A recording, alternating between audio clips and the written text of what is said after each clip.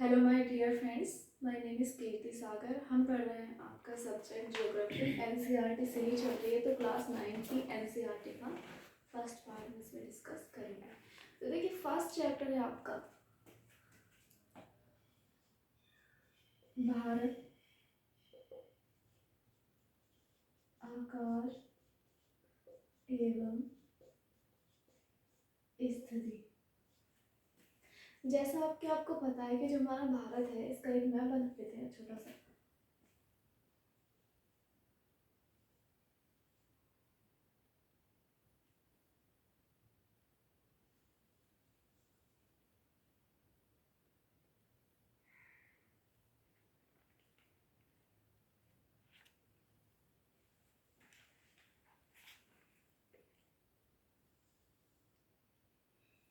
ये है आपका भारत है। तो ठीक देखिए, इसकी आकार एवं स्थिति के बारे में हमें पता करना है। तो देखिए, जैसे कि आपको पता है, ये भारत जो है ये पूरी तरह उत्तरी गोलार्ध में स्थित है। उत्तरी एवं पूर्वी गोलार्ध में इसकी स्थिति है। इसका जो अक्षांशीय विस्तार है, वो जो आपका अंडमान निकोबार पॉइंट है, जैसे मान लीजिए मैं यहाँ पे अंडमान निकोबार पॉइंट कहीं पे दिखा दूँ, तो उसमें इसकी जो अक्षांशीय विस्तार है, इसका कितना 8 डिग्री 4 मिनट नॉर्थ से लेकर 37 डिग्री 6 मिनट नॉर्थ।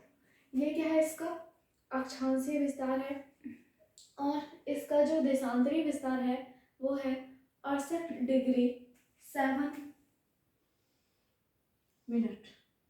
जिसका ये जो पार्ट है वो है 68 डिग्री 7 मिनट ईस्ट से। ये यहाँ पे जिसका अरुणाचल प्रदेश में इसका सबसे ज़्यादा है, ये कितना है 97 डिग्री 25 मिनट ईस्ट। ये इसका देशांतरीय विस्तार है। जैसे आपको पता है, भारत का जो कर्क रेखा है वो 2 बराबर भागों में जो है विभाजित करती है। तो कर्क रेखा इसके यहाँ से होकर गुजरती है, ये इसकी कर्क रेखा गुजरती है।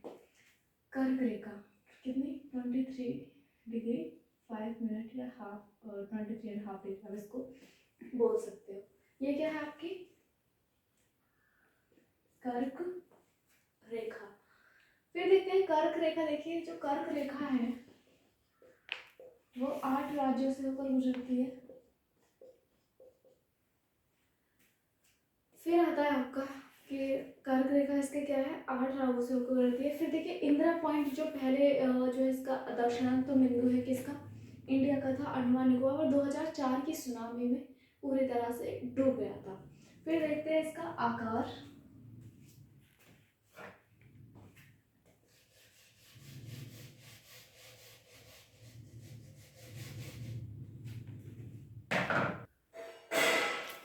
देखिए आकार, इसका आकार थोड़ा सा पढ़ लेते हैं।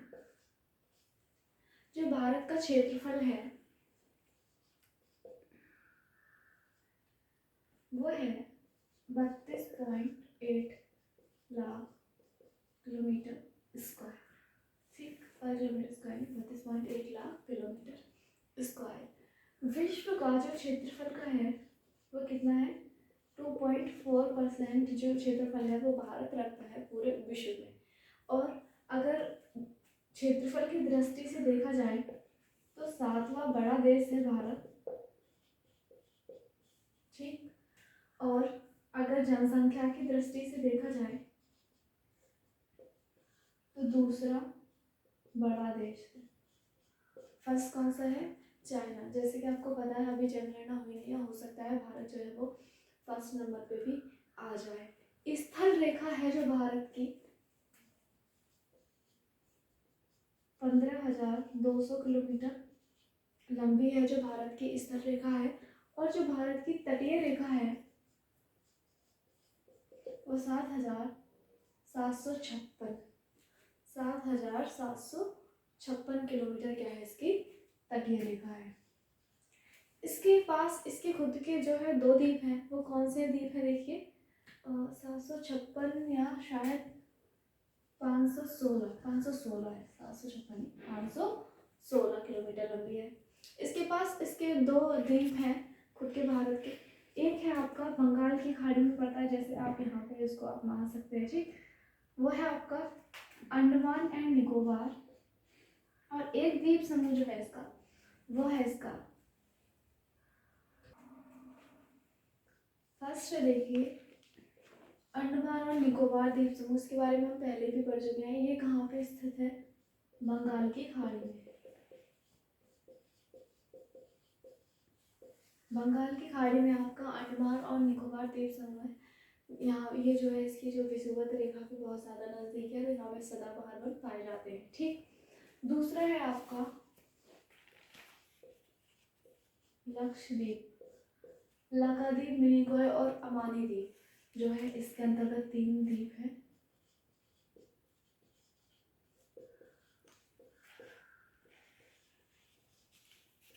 और मिनिकॉय, ये जो आपका लक्षद्वीप है, ये आपका कहाँ पर स्थित है? अरब सागर में स्थित द्वीप समूह है। पूरी तरह प्रवाल से बना हुआ है ये, इसलिए इसको कोरल द्वीप भी बोलते हैं या प्रवाल द्वीप भी बोलते हैं। फिर आता है देखिए जो भारत है, जैसे कि हमने उसके डायग्राम में देखा था, जो उत्तर में है वो ये बहुत ज़्यादा चौड़ा है, ठीक।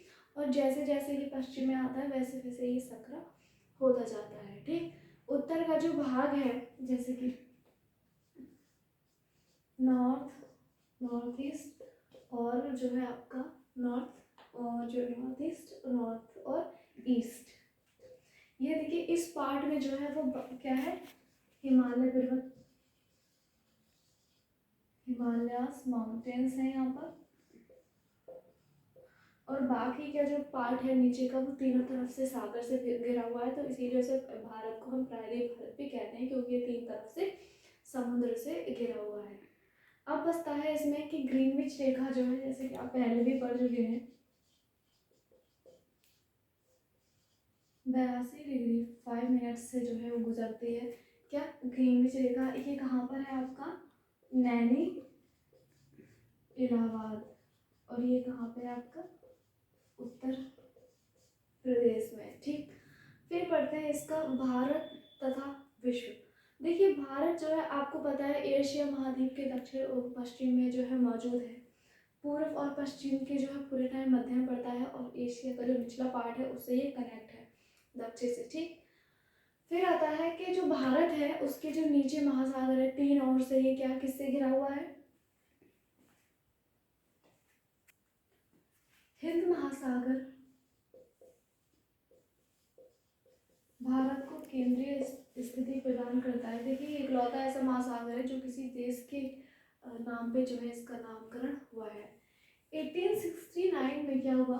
जो स्वेज नहर थी उसको सबके लिए खोल दिया गया, तो भारत और यूरोप की जो दूरी है वो 7000 किलोमीटर कम हो गई। इससे भारत का जो व्यापार है वो फारस की खाड़ी से होते हुए और जो है स्वेज नहर में जाते हैं, और इससे उनका जो है 7000 किलोमीटर, जो पहले पूरा अफ्रीका क्रॉस करके जाना पड़ता था, वो डिस्टेंस बच जाती है, ठीक। फिर देखिए जैसे कि आपको पता है भारत के द्वीप समूह के बारे में आपको पता ही है। भारत का जो एक पॉइंट है क्या? गुजरात और अरुणाचल प्रदेश, इनके जो टाइम है लगभग उसमें क्या है 2 घंटे का अंतर आया जाता है। मतलब दो, अगर अरुणाचल प्रदेश में 6 बजे सूर्योदय होगा तो गुजरात में समथिंग 8 बजे या 7:45 के बाद क्या होगा, यहाँ पे गुजरात में सूर्योदय होगा। तो इनके घंटे में क्या है 2 घंटे का अंतर है इनके टाइम में। इस वजह से भारत में भी 2 टाइम जोन की बात उठने लगी है, जैसे कि रूस में आपके 11 टाइम जोन है। अब पढ़ते हैं नेक्स्ट टॉपिक। भारत में देखिए 28 राज्य हैं और 9 क्या है? यूटी, मतलब यूनियन टेरिटरी या केंद्र शासित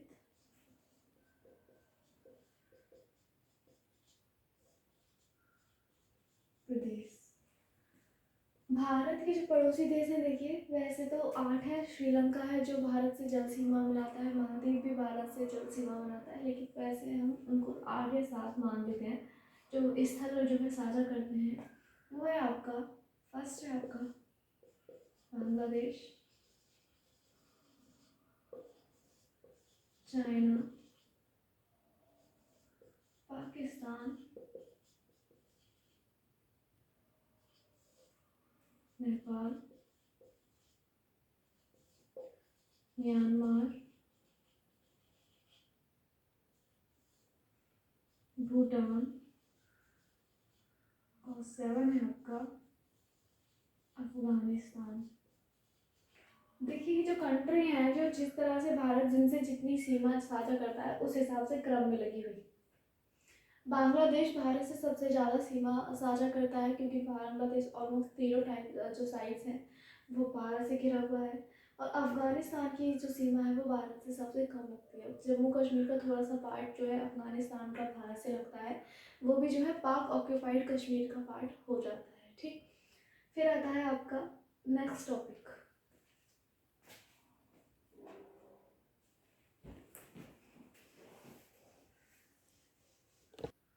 नेक्स्ट टॉपिक है आपका भारत का भौतिक स्वरूप। तो देखिए भारत का जो भौगोलिक वितरण है वो एक बार देख लेते हैं।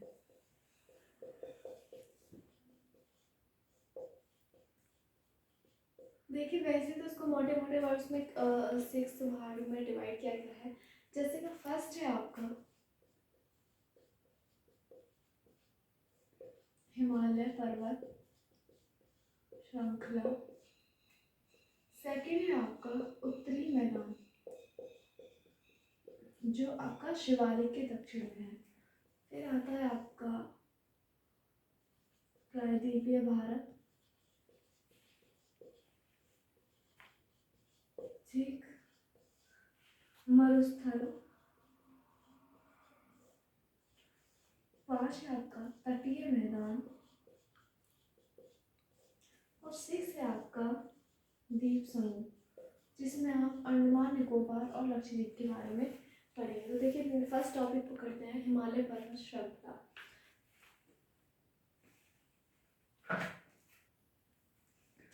देखिए तो थोड़ा सा डायग्राम बना लेते हैं।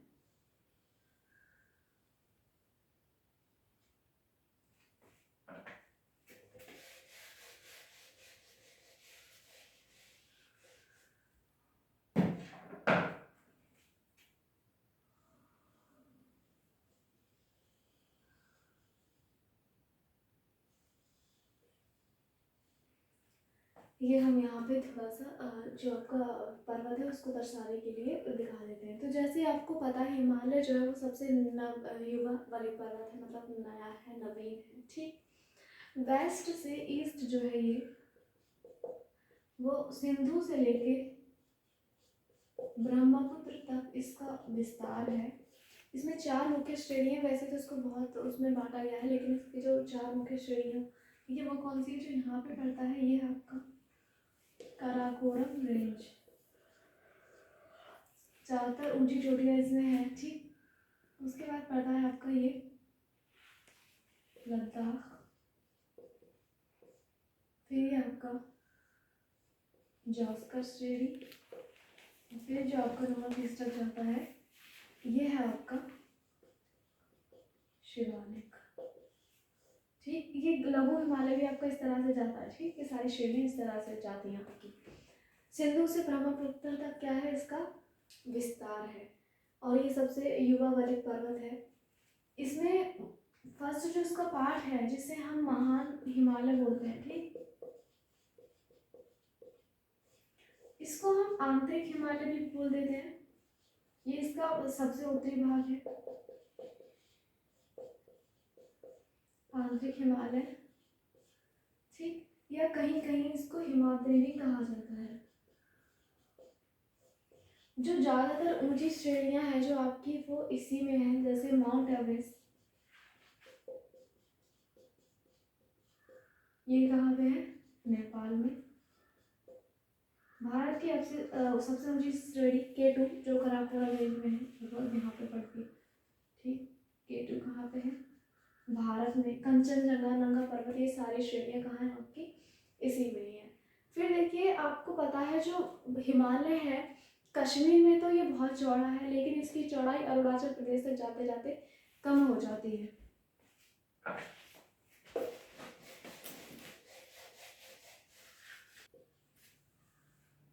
कश्मीर में देखिए जो इसकी चौड़ाई है वो 400 किलोमीटर तक चली जाती है। वहीं अरुणाचल प्रदेश में ये 150 किलोमीटर तक लगभग हो जाती है। विश्व की सबसे ऊंची पर्वत श्रेणी है ये, और 2400 किलोमीटर तक ये फैली हुई है, वेस्ट टू ईस्ट। इसमें ये एक अर्धवृत्त का निर्माण करती है, अर्धवृत्ताकार जो है ये होती है। उसके बाद देखिए क्या होता है कि जब ये आपका ईस्ट में जाता है, असम, हिमालय या नॉर्थ ईस्ट में, उसमें क्या करती है, जो आपके ये राज्य है ना ये वाले, ये इस तरह से ये, तो इनमें क्या करती है, हिमालय श्रेणी ऐसे आती है और दक्षिण की तरफ मुड़ जाती है। ठीक, दक्षिण की तरफ मुड़ जाती है। यहाँ पे जो शिखर है उसका क्या नाम है, नामचा बरवा, और उसकी तरफ इसका जो विस्तार है वो दक्षिण की तरफ चला जाता है। फिर ये थोड़ा सा ईस्ट में मुड़ जाती है, मेघालय वगैरह में। ये हम इसके जो 2 टाइप और पढ़ेंगे हिमालय के, एक में बढ़ चुके ग्रेट हिमालय, हम बढ़ेंगे मध्य हिमालय, लघु हिमालय, उसके बाद शिवालिक। फिर आता है देखिए आपका लघु हिमालय। जो आपका ग्रेट हिमालय है ये सबसे ज़्यादा सतत हिमालय है। ठीक, जो आपका लघु हिमालय है ये आपके ग्रेटर हिमालय के साउथ में पड़ता है। ठीक, जैसे कि आपको डायग्राम में दिखाया था, असम हिमालय इसका एक पार्ट है। ठीक, असम हिमालय और भी चीज़ें इसमें पड़ती हैं। पीर पंजाल जैसे इसमें श्रेणी है, पीर पंजाल, धौलाधार और महाभारत। ये जो श्रेणियाँ हैं ये आपके किस में पड़ती हैं, लघु हिमालय में। ठीक, फिर आता है आपका, इसमें बहुत सारी सिटीज़ भी हैं जहाँ पे आप जा सकते हो, जैसे मसूरी वगैरह जो है आपका वो लघु हिमालय का पार्ट है। फिर आता है आपका कि कश्मीर की घाटी जो है, इसमें इस हिमालय में दून्स बने हुए हैं। ठीक, कश्मीर की घाटी क्या है, वो भी लघु हिमालय में पाई जाती है। हिमाचल प्रदेश का कांगड़ा, वो भी इसमें बहुत जैसे इम्पोर्टेंट सिटी है, वो उसमें ये पाया जाता है। फिर आपका और भी 1-2 घाटी पड़ती है, मेनली इसमें क्या है, घाटी पड़ती है, क्योंकि एक हिमालय पहाड़ के बाद दूसरी हिमालय शुरू होती है ना। ठीक, तो कुल्लू की घाटी भी इसी का एक पार्ट है। फिर आता है आपका शिवालिक।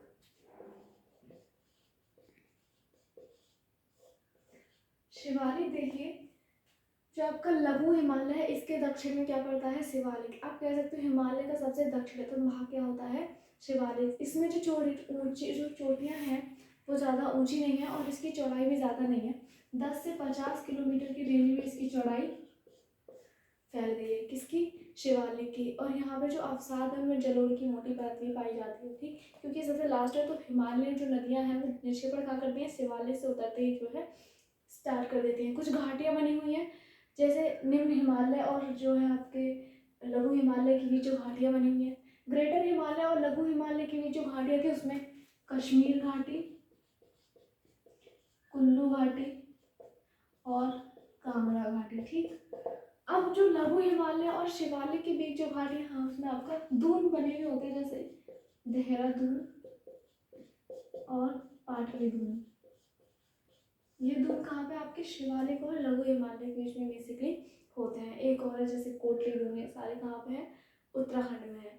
फिर आता है शिवालिक में जो है वो बजरियाँ हैं और कच्चे पहाड़ जो है पाए जाते हैं। ये तो था हिमालय का विस्तार या और हिमालय का वर्गीकरण।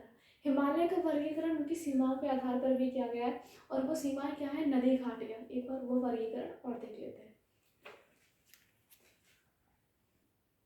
अब देखते हैं नदियों की घाटी के आधार पर।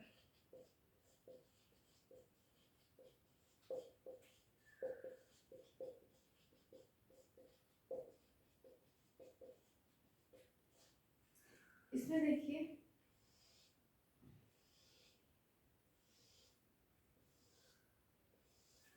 ये है आपकी सिंधु, सतलज, काली, तीस्ता और ध्यान। जो हिमालय आपका सिंधु नदी की घाटी से सतलज नदी तक है, विस्तार है, उसको बोलते हैं पंजाब हिमालय। फिर आता है जो आपका सतलज और काली नदी के बीच में है। काली नदी का दूसरा नाम देखिए, एक क्या है, शारदा नदी भी है। ये कहाँ पे है, नेपाल और इंडिया जो है आपका, उसके बॉर्डर पे ये शारदा नदी बहती है। अभी इस रीजन के पीछे बहुत ज़्यादा जो है अभी एक विवाद उत्पन्न हो गया था। नेपाल ने क्या किया था, ये जिसको मेनली है ये काला पानी रीजन में है। नेपाल ने क्या किया, जो शारदा नदी है वो मैप में अपने एरिया में दिखा दी, या काला पानी रीजन को अपना बता दिया। तो इसकी वजह से दोनों देश के बीच में विवाद की स्थिति उत्पन्न हो गई है। सतलज और काली नदी के बीच में है वो है कुमायूं हिमालय। काली और तीस्ता नदियों के बीच में जो है उसका नाम है नेपाल हिमालय। और जो तीस्ता नदी और देहांग नदी के बीच में है उसका नाम है असम हिमालय। देखिए, जब देहांग नदी के बाद क्या करता है हिमालय, वो यू आकार के गॉर्ज में इस तरह से क्या है जो है गॉर्ज बनाता है। एक महाखंड नाम चंद्रमा शिखर है, और उसके बाद ये इस तरह से दक्षिण में आता है, फिर पूरब में हो जाता है। और पूरब में जो है गारो खासी जयंतिया जो पहाड़ियां हैं वो हिमालय का ही विस्तार है। कहाँ पे है ये? मेघालय में। तो देखिए, हिमालय का वर्गीकरण यहीं पे समाप्त होता है। नॉर्थ ईस्ट का जो हिमालय है वो उतना ज़्यादा असतत नहीं है, और इतना ज़्यादा सतत नहीं है। जबकि जो कश्मीर हिमालय है आपका, जो पार्ट है इधर नॉर्थ में, वो आपका क्या है, काफ़ी सतत माना जाता है। ठीक, अब आता है मैदान, जो दूसरा वर्गीकरण है। देखिए, मैदान जो है वो आपका एक वर्ड आता है दोआब। कुछ वर्ड हम डेफिनेशन देख लेते हैं पहले, उसके बाद मैदान पढ़ेंगे। दोआब कहते हैं दो नदियों के बीच के क्षेत्र को, बीच के क्षेत्र को, जैसे गंगा एवं यमुना का दोआब। ऐसे ही क्या है, पंजाब। पंच आपका मतलब क्या है, 5 नदियों के बीच के, या आप कह सकते हो 5 नदियों का जो क्षेत्र है वहां से क्या है 5 नदियां होकर बह रही है। तो देखिए, मैदान का वर्गीकरण भी इसी तरह से किया गया है। पहला जो मैदान है उसको कहा गया है पंजाब का मैदान। मेनली क्या है, देखिए पंजाब का मैदान जो है सिंधु और इसकी सहायक नदियों की लाइन में जलोढ़ से बना है। झेलम, चिनाब, रावी, सतलज, ये सारी नदियां कहाँ बहती हैं? पंजाब में। ठीक, या पंजाब का मैदान उसको कहा गया है। दूसरा है तीस्ता एवं घग्गर का मैदान। इसको आप मध्य मैदान भी कह सकते हैं। ये क्या है, सबसे उत्तरी हो गया या पश्चिमी हो गया, ये पश्चिमी। ठीक, का मैदान, इसको आप संज्ञा देते हैं मध्य मैदान की। किससे बना है? गंगा एवं सहायक नदियों से।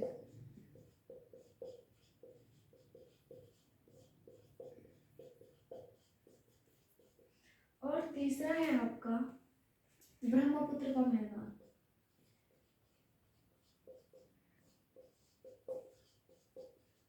ये बना है आपका किससे?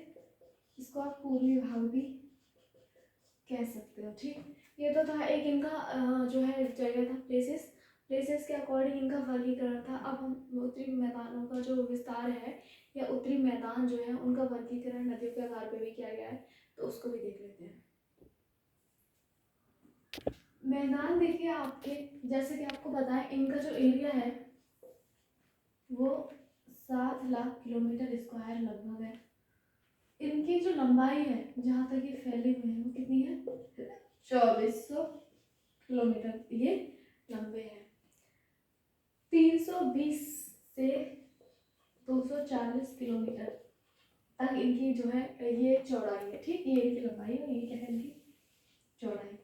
देखिए, एक जो वर्गीकरण है वो शिवालिक के अकॉर्डिंग भी किया गया है, जैसे सबूत है, ये आपका शिवालिक है। ठीक,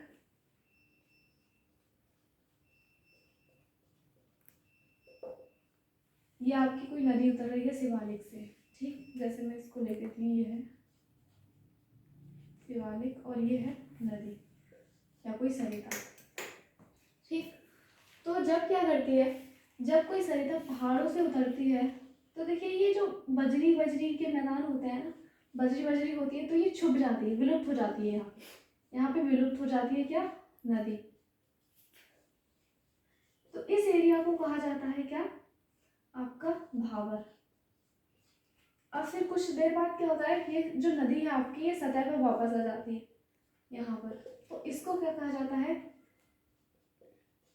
तराई। ठीक, भावर तराई हो गया आपका। भावर में जो नदियां हैं वो विलुप्त हो जाती हैं और तराई में नदियां वापस सतह पर आ जाती हैं। उसके बाद आता है आपका बांगर। बांगर क्या होता है, हम सब जानते हैं कि जो नदियां हैं वो उनका मार्ग सदा एक जैसा नहीं होता। हो सकता है आज जो नदी यहाँ से आज बह रही हो सकता है आने वाले 10-20 साल बाद या 100 साल बाद वो कहीं और से बहने लगे, आज से 10 किलोमीटर आगे से बहने लगे या पीछे से बहने लगे। तो जो पुराने बाढ़ के मैदान हैं, ठीक, बांगर के होते हैं आपके पुरानी जलोढ़ मिट्टी होती है, ये पुरानी जलोढ़ मिट्टी, मतलब नदियाँ जो है पहले यहाँ से बहती थी तो पुरानी जलोढ़ मिट्टी होती है, इसको कहते हैं बांगर। ये इतने ज्यादा उपजाऊ नहीं होते। ठीक,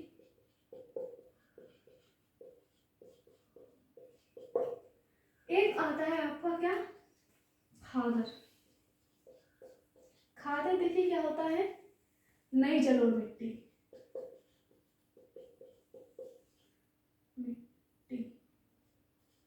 नई जलोढ़ मिट्टी क्या है आपकी, खादर है। ये बहुत ज्यादा उपजाऊ होती है। कैसे, नदियां अपने निक्षेपण यहाँ पे करती रहती हैं। ठीक, नदियां यहाँ पे निक्षेपण करती रहती हैं, कहाँ, खादर में। तो ये मैदानों का वर्गीकरण था क्या, शिवालिक से जो नदियां करती हैं उनके आधार पर। भावर में नदियां विलुप्त हो जाती हैं, तराई में नदियां वापस सतह पर आ जाती हैं, बांगर होते हैं पुरानी जलोढ़ मिट्टी के मैदान और खादर होते हैं नई जलोढ़ मिट्टी। देखिए तराई के बारे में एक इन्फॉर्मेशन थोड़ी सी और कि यहाँ पे पहले बहुत ज़्यादा वन हुआ करते थे। इवन दुधवा नेशनल पार्क में क्या है, तराई नहीं पड़ता है आपका, बहुत ज़्यादा वन हुआ करते थे। लेकिन जो पाकिस्तान से शरणार्थी आए थे उन्हें बसाने के लिए बहुत ज़्यादा वनों को काटा गया, तो अब इसमें तराई में इतने ज़्यादा वन नहीं पाए जाते हैं। नेक्स्ट टॉपिक है हमारा प्रायद्वीपीय पठार।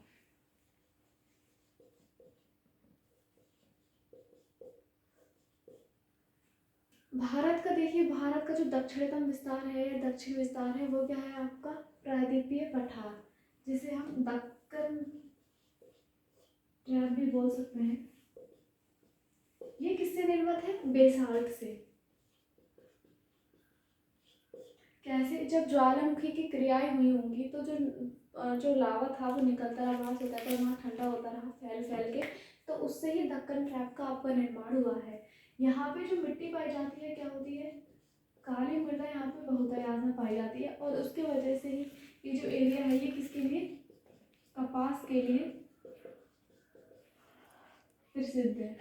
यहाँ पे कपास होता है और आप देखेंगे जितनी भी टेक्सटाइल इंडस्ट्रीज हैं वो सारी क्या है, सारी यहीं पर पाई जाएंगी, कहाँ, काले मृदा के क्षेत्र में। पुराने आग्नेय शेल्स हैं ये, इग्नियस रॉक है, ठीक, या इग्नियस रॉक्स या आग्नेय शेल्स, और रूपांतरित सेल, क्योंकि जो अगर आग्नेय शेल होती है वो क्या करती है, बहुत ज़्यादा हीट और प्रेशर के दबाव में आके रूपांतरित बन जाती है।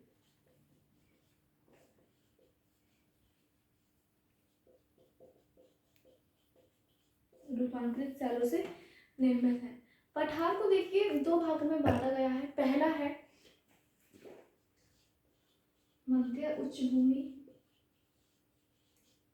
ठीक, और दूसरा है आपका क्या, दक्षिणतम भूभाग, आप इसे कह सकते हैं या दक्कन का पठार।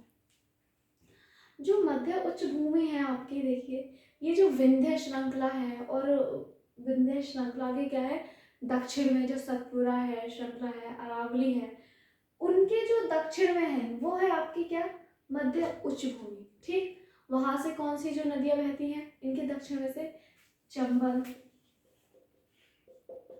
सिंध, केन, बेतवा, ये सारी किसकी सहायक नदियां हैं, यमुना की सहायक नदियां हैं। और यमुना किसकी सहायक नदी है, गंगा की। जो मध्य उच्च भूमि है देखिए, पश्चिम में तो चौड़ी है लेकिन पूर्व में क्या हो जाता है, संकरी हो जाती है। मालवा का पठार मध्य उच्च भूमि का ही एक विस्तार है।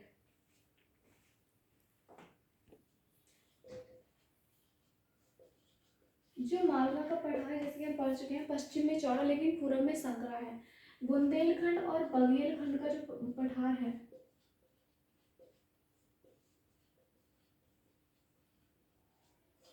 इनका जो पठार है ठीक, वो भी क्या है, मध्य उच्च भूमि का ही विस्तार है, या मध्य उच्च भूमि का विस्तार आप इसको बोल सकते हैं। फिर आता है क्या, आप छोटा नागपुर का पठार। ये थोड़ा सा यहाँ पे हम इसको ठीक कर लेते हैं। आपका नेक्स्ट टॉपिक क्या था, बुंदेलखंड का गिरवन का पठार, छोटा नागपुर का पठार। इसका विस्तार देखिए मुख्य रूप से कहाँ है, झारखंड में है। और ये भी क्या है, आप इसको बोल सकते हैं कि ये भी दक्षिणतम भूभाग का पठार है, जैसे नॉर्मली बोलते हैं कि जो झारखंड का जो पठार है। ये देखिए जो पठार होते हैं ये आपको पता है खनिजों के उससे बहुत ज़्यादा इम्पोर्टेंट होते हैं। फिर आता है आपका देखिए छोटा नागपुर का पठार है वो मालवा के पठार का ही क्या है, विस्तार है। फिर आता है दूसरा दक्षिण का पठार। दक्षिण का जो पठार है देखिए वो क्या है आपका, नर्मदा नदी के दक्षिण में इसका विस्तार है। महादेव की पहाड़ियाँ, कैमूर की पहाड़ियाँ, बेसिकली कहाँ पे है, ये आपका दक्षिण के पठार का ही भूभाग है। देखिए दक्षिण का भूभाग के पठार का ही जो विस्तार है वो मेघालय का पठार, कार्बी एंगलोंग और उत्तर कचार पहाड़ी,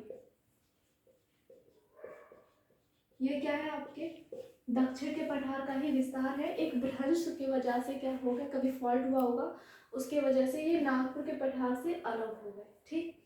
उसके बाद देखिए आता है आपका क्या, कि जैसे आपको पता है पठार जो होते हैं वो खनिज के लिए बहुत ज़्यादा इम्पोर्टेंट होते हैं।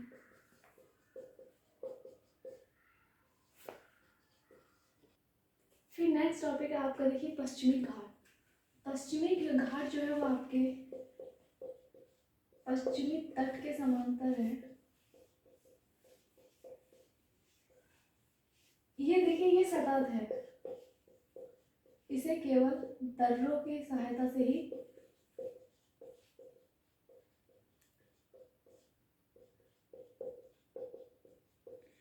पार किया जा सकता है, ठीक। इसे क्या कहते हैं कि दर्रों की सहायता से इसे पार किया जा सकता है। और ये सतत है, उत्तर से नॉर्थ टू साउथ जाने पर इसकी ऊंचाई बढ़ती जाती है। इसमें कुछ इम्पोर्टेंट चोटियां हैं, जैसे कि अनाईमुड़ी क्या है, इसकी सबसे ऊंची चोटी है। अनाईमुड़ी इसकी सबसे ऊंची चोटी है जो लगभग 2695 मीटर लंबी है। फिर आते हैं पूर्वी घाट पर। महानदी की घाटी से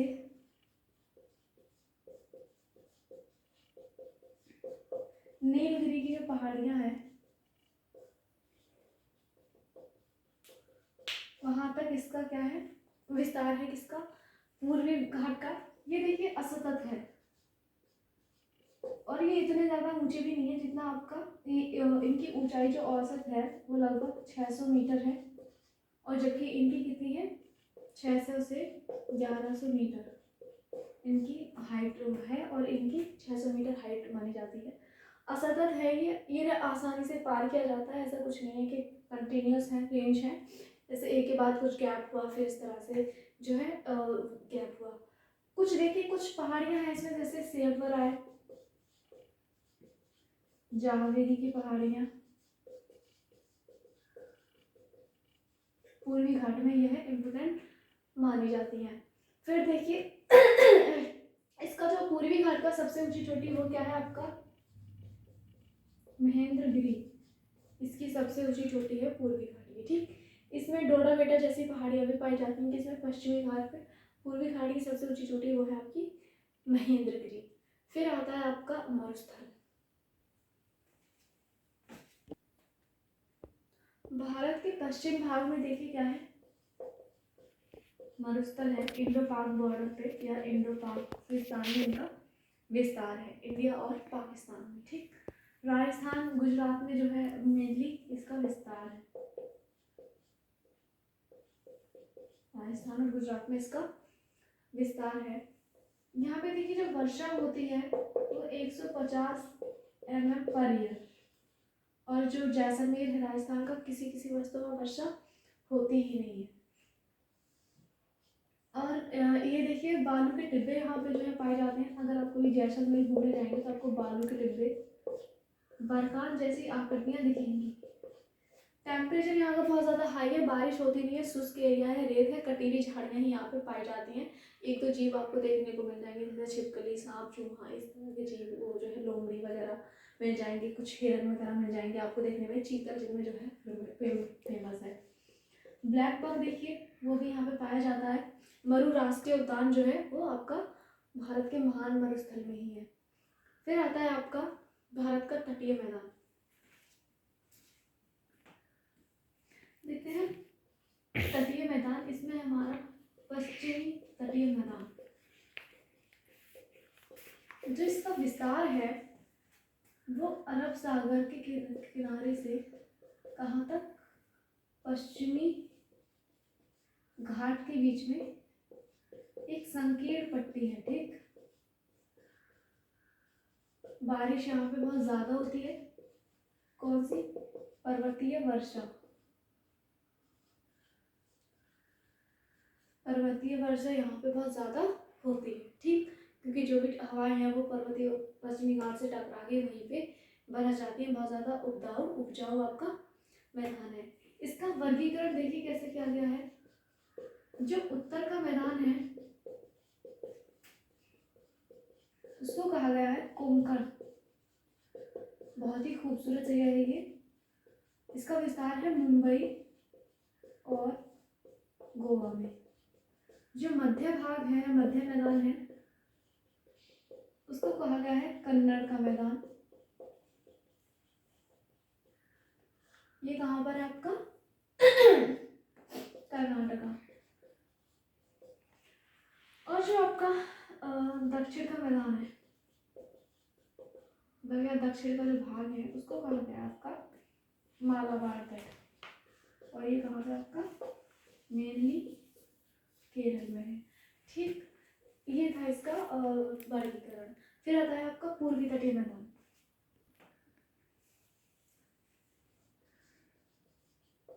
पूर्वी मैदान कौन सा है, ये तटीय मैदान जैसे हम पढ़ रहे हैं।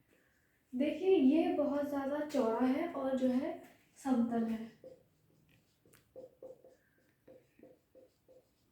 चौड़ा और समतल है। इसका देखिए, इसका भी वर्गीकरण किया गया है। उत्तरी भाग को कहा जाता है उत्तरी सरकार, और जो इसका दक्षिणी भाग है उसको कहा जाता है कोरोमंडल तट। नदी कौन सा है, देखिए महानदी, गोदावरी और कृष्णा, कावेरी नदियों ने इसको क्या किया है, अपवाहित किया है। और इन्हीं की वजह से जो ये मैदान है ये समतल हो गया है। ठीक, क्योंकि इनके निक्षेपों से इसको निक्षेपण किया है इन नदियों ने। यहाँ पर आके यहाँ पे कुछ इंपॉर्टेंट झील है जैसे चिल्का झील, कोलेरू झील, कुछ लैगून्स हैं। ठीक, और पुलिका झील। चिल्का झील में आपकी डॉल्फिन पाई जाती है, कौन सी, इरावती डॉल्फिन। ठीक, ये कुछ इंपॉर्टेंट नाम थे किसी चिल्का झील से रिलेटेड। अब आता है आपका द्वीप समूह। फर्स्ट है देखिए द्वीप समूह, इसमें आपका फर्स्ट लक्षद्वीप। 32 किलोमीटर स्क्वायर इसका एरिया है। केरल के मालाबार तट से संलग्न आप कह सकते हो, तट से जो है पास में है। ठीक, कावारती क्या है यहाँ की, प्रशासनिक मुख्यालय या राजधानी जिसको बोल सकते हो इस तरह से, प्रशासनिक मुख्यालय। लक्षद्वीप देखिए जैसे कि प्रवाल द्वीप है, और ये देखिए क्या है, यहाँ पे एक पिठली वन्यजीव अभ्यारण्य पाया जाता है। इसमें कोई भी मानव वास नहीं है। ठीक, इसमें बिटली वन्यजीव अभयारण्य। फिर पढ़ते हैं आपका अंडमान निकोबार द्वीप समूह। देखिए, और जो जैसे कि आपको पहले ही बता चुकी हूँ, जो लक्षद्वीप है इसकी अवस्थिति कहाँ है? अरब सागर में। नेक्स्ट आता है आपका अंडमान और निकोबार द्वीप समूह। ये कहाँ है? बंगाल की खाड़ी में।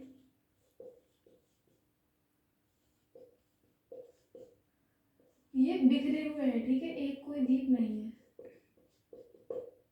उत्तरी भाग जो है, उत्तरी द्वीप, उनको कहा जाता है क्या है? अंडमान। और जो दक्षिणी है उनको क्या कहा जाता है? निकोबार। यहाँ पे बहुत ज़्यादा बारिश होती है, क्यों? क्योंकि ये विषुवत वृत्त के निकट है।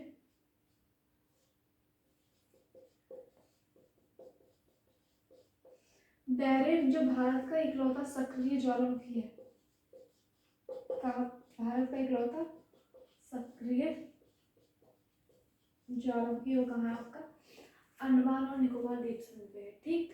इसमें देखिए बहुत ज़्यादा वन्यजीव अभ्यारण्य है, ठीक, इको नेशनल पार्क भी आपको यहाँ पे मिल जाएंगे। साथ में जो जानने वाली है कि ये बहुत ही ज़्यादा आर्थिक दृष्टि से और भारत की सुरक्षा के लिहाज से बहुत इंपॉर्टेंट है। यहाँ पे बहुत सारी प्रजातियाँ पाई जाती हैं, जनजातियाँ। एक है सेंटिनली, बहुत ही आक्रामक मानी जाती है। ये अभी बहुत ज़्यादा चर्चा में रही थी क्योंकि एक अमेरिकी पत्रकार था, उनको उन्होंने मार दिया था। ये अपने क्षेत्र में किसी की घुसपैठ पसंद नहीं करती, ये नहीं चाहते कि इनका बाकी लोग हैं उनसे कोई कम्युनिकेशन हो, अपने में ही ये खुश रहना चाहती हैं, ठीक। मत्स्यन के लिए बहुत ज़्यादा यहाँ पे इम्पोर्टेंट है, आर्थिक रूप से भी। इंडिया की 10% जो जैव विविधता है वो यहाँ पे अंडमान निकोबार द्वीप समूह में पाई जाती है। और थोड़ा सा प्रवाल के बारे में भी आप देख लीजिए। प्रवाल देखिए क्या होता है कि छोटे पॉलिप्स होते हैं, ठीक, कैल्शियम कार्बोनेट के ये बने हुए होते हैं। जब ये मरते हैं ना तो ठोस हो जाते हैं और फिर नए प्रवाल उन्हीं के ऊपर जन्म लेने लगते हैं और उन्हीं के ऊपर बनते रहते हैं और इस तरह से प्रवाल द्वीप बन जाते हैं। प्रवाल रोधिका देखिए, जैसे ग्रेट बैरियर रीफ है ऑस्ट्रेलिया का बहुत ही बड़ा, विश्व का सबसे बड़ा जो है प्रवाल द्वीप आप इसको बोल सकते हैं। फिर आज का टॉपिक हम यहीं खत्म करते हैं। नेक्स्ट में 9 क्लास की सेकेंड पार्ट हम बाद में पढ़ेंगे। Thank you class.